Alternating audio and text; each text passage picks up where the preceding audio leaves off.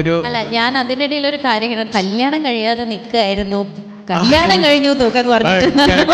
എനിക്ക് പറ്റിയ ഒരാളെ തന്നെയാണ് കിട്ടിയിട്ടുള്ളത്.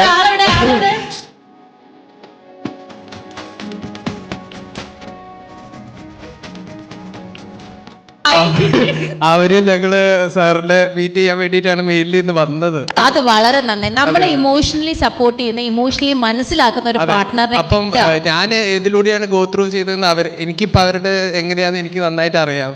അപ്പം നമ്മളൊന്ന് സാറിനെ കൺസൾട്ട് ചെയ്യാനും കൂടി വേണ്ടിയിട്ടാണ് ഇപ്പോൾ വന്നിട്ടുള്ളത്. ബീങ് എ ഡോക്ടർ എന്ന് പറഞ്ഞിട്ടുണ്ടെങ്കിൽ നമുക്ക് ഞാനൊരു ജനറൽ ഡെന്റിസ്റ്റ് ആണ്. നമ്മൾ പ്രൊസീജിയർ ചെയ്യുമ്പോൾ തന്നെ ആ ഒരു ശ്വാസം മുട്ട് വരും. എന്നോട് ഒരു പേഷ്യൻ്റ് വരെ എന്നോട് ചോദിച്ചു, സാറിന് ശ്വാസം മുട്ടുന്നുണ്ടോ അത് പല്ല് പറിക്കുന്ന സമയത്ത്. അപ്പോഴാണ് ആക്ച്വലി ഇത് എന്തെങ്കിലും ഒന്ന് ചെയ്യണം, ഇല്ലെങ്കിൽ വേറൊരു ഓപ്ഷൻ ഇല്ലയെന്ന് അങ്ങനെ കണ്ടതിന് ശേഷമാണ് വന്നത്. ഇപ്പം വേറൊരു പ്ലസ് പോയിന്റ് എന്താണെന്ന് വെച്ച് കഴിഞ്ഞാൽ ഞാൻ സർജറി കഴിഞ്ഞ് 4th day ഞാൻ ബാക്ക് ടു വർക്ക് ആയിരുന്നു. സാറ് പറഞ്ഞ പോലെ തന്നെ 2 ദിവസം, ഒരു ദിവസം ഹോസ്പിറ്റലിൽ, ഒരു ദിവസം വീട്ടിലിരുന്നു. 4th day ഞാൻ ബാക്ക് ടു വർക്ക് ആയിരുന്നു. അതും ട്രാവൽ ചെയ്തിട്ടാണ് പോകുന്നത്. എനിക്ക് ഒരു പ്രശ്നവും ഉണ്ടായിരുന്നില്ല. പിന്നെ ഇപ്പോഴത്തെ ഇങ്ങനെയായി. വളരെയധികം വ്യത്യാസം വന്നു.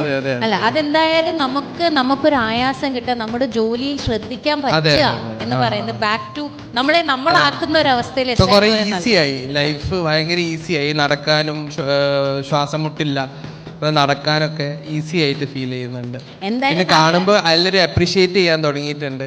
ഇതൊരു എന്താ പറയാ, നമ്മളൊരു വെയിറ്റ് ലോസ് മാത്രമല്ല, നമുക്കൊരു ലൈഫ് ചേഞ്ചിങ് പോലെയാണ് എനിക്ക് തോന്നിയിട്ടുണ്ട്.